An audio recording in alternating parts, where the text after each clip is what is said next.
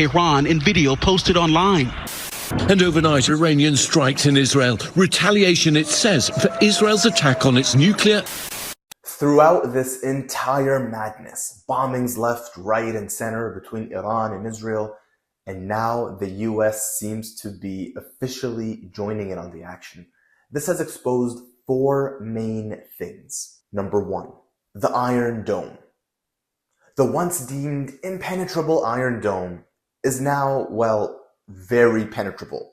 Through the use of its ballistic missiles, Iran has proven it can overwhelm the Iron Dome, which resulted in many buildings and infrastructure being hit by Iran and bypassing the very expensive and now quite ineffective shield of defense.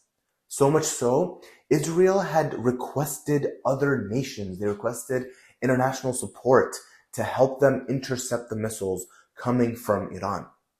Now, this showcased some of Iran's new military capabilities as well. Number two, Israeli military infrastructure and human shields. Yes, you heard that right. Much of Israeli infrastructure, including the headquarters of the Mossad, the Israeli intelligence, is actually embedded in densely populated residential areas, whereby people are quite literally used as human shields. So if the military and intelligence infrastructure is ever targeted, Israel can claim civilians are being attacked. They have always blamed groups in Palestine, Lebanon, and elsewhere, wherever they perceive they have enemies. They've accused them of using human shields. Meanwhile, Israel has been doing this all along, well before the 1947 UN partition, well before the 1948 Nakba, the mass catastrophe and ethnic cleansing of Palestinians, where 700,000 Palestinians were ethnically cleansed from their homes and kicked out of historic Palestine, and tens of thousands were genocided, and hundreds of villages were leveled to the ground. Well before all of that, the terrorist groups like the Irgun and the Hajana and others, they used to operate from their homes. They used to quite literally use their homes and civilian infrastructure to commit terrorist attacks against the Palestinians and the British, and quite literally use human shields. Hence the statement, every accusation that they make is a confession. Number three, Israeli propaganda. Today it's Tel Aviv, tomorrow it's New York. I understand America first. I don't understand America dead. Israel is pulling out the Iraq War playbook. Just how they said the world is in danger if Saddam Hussein remains in power, how there will be world peace once he's gone, and of course, none of that materialized. That was the furthest thing from the truth. It's been going downhill ever since. Yet, Netanyahu is trying once again, telling the US and the UK and others that if they do not get into a war with Iran, somehow Iran will be able to destroy all of them.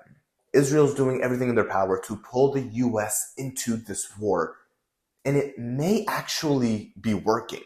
Donald Trump posted this, telling Iranians to evacuate Tehran, which is quite concerning. And it seems the US may actually end up joining in on the attacks. Number four, Iran is actually in trouble. Let's go back a few years. Iran had very strong presence and proxies in Lebanon in the form of Hezbollah, in Syria backing Bashar al-Assad, in Iraq after Saddam Hussein's fall, and in Yemen with the Houthis. Now, Hezbollah has been almost decimated in Lebanon. Bashar al-Assad fled Syria, and Iran's strength and control has been severely diminished.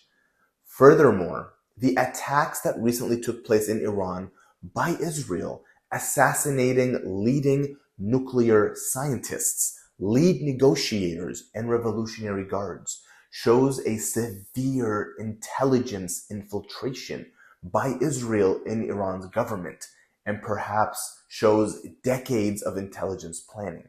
What this also shows is that Israel can do what it calls a preemptive strike, which it has done throughout history, which literally means an unprovoked attack, attacking its neighbors, which it's been doing ever since, and quite frankly, getting away with it. And assassinating lead negotiators shows that diplomacy has pretty much been thrown off the table. Furthermore, Iran has actually more or less been willing to negotiate regarding its nuclear programs. The Iran deal in 2015 is a prime example of that, and Iran came to the table and agreed to pretty much all the terms laid out until the US decided to unilaterally withdraw from the agreement under Donald J. Trump. Iran knows it's in a very tough situation. Mehdi Hassan says it best. Gave up nukes, got invaded.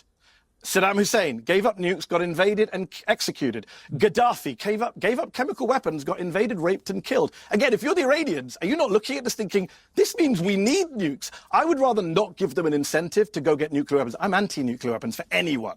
So I don't want Iran to have nukes. But the best way for Iran not to have nukes is not to attack them. That makes countries want to have nukes more. It's just rational to go, oh, the countries who have nukes like North Korea, they don't get invaded. So why give them an incentive to get more nukes? Why not actually have a weapons of mass destruction-free region? You know which country does have nukes in the Middle East? Israel, in violation of UN Security Council resolutions. You know which country doesn't allow IAEA inspectors into the country? Israel. You know which country hasn't signed the NPT, unlike Iran? Israel. We should talk about Israel's nuclear weapons, which actually incentivize others in the regions, not just Israel, Turkey, Saudi Arabia, to think about nuclear weapons of their own. I'd rather not have more nukes in the Middle East with anyone. In recent negotiations, Iran also was quite agreeable until the US decided to just change the terms and shift the goalpost again.